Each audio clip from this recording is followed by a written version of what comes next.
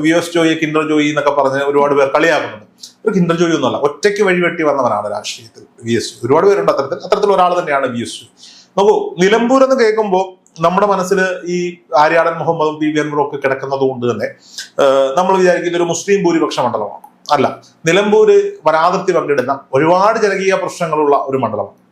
അവിടെ ഞാൻ മനസ്സിലാക്കുന്നത് ഹൈന്ദവ വോട്ട് ഷെയറും ക്രൈസ്തവ വോട്ട് ഷെയറും ഇസ്ലാമിക വോട്ട് ഷെയറും തുല്യമായി നിൽക്കുന്ന ഒരു 33 അനുപാതത്തിൽ പോകുന്ന ഒരു മണ്ഡലമാണ്. അവിടെ ഒരു മുസ്ലിം സ്ഥാനാർത്ഥി തന്നെ വേണം വിജയിക്കാൻ എന്ന ചിന്താഗതിയൊക്കെ അങ്ങോട്ട് മാറ്റുകയാണ്. PV അൻവർ നിലവിൽ അവിടുത്തെ MLA ആണ്. PV അൻവറിന്റെ നിലമ്പൂരിലുള്ള സ്വാധീനം വളരെ വലുതാണ്, ചെറുതാക്കി കളയാൻ കഴിയില്ല. ഒപ്പം തന്നെ കോൺഗ്രസിന്റെ വലിയൊരു സ്വാധീനവും അവിടെ ഉണ്ട് എന്നുള്ളത്. ആര്യാടൻ ഷൗക്കത്തിന് അത്രത്തോളം ഇപ്പം VS ജോയിയെ സ്ഥാനാർത്ഥിയാക്കിയാൽ ആര്യാടൻ ഷൗക്കത്ത് പിണങ്ങുമോ, അല്ലെങ്കിൽ അവിടെ ആ ഒരു വിഭാഗം വോട്ടിന്റെ കുറവ് വരുമോ എന്നൊക്കെയുള്ള സംശയങ്ങൾ അവിടെ ഉണ്ട്.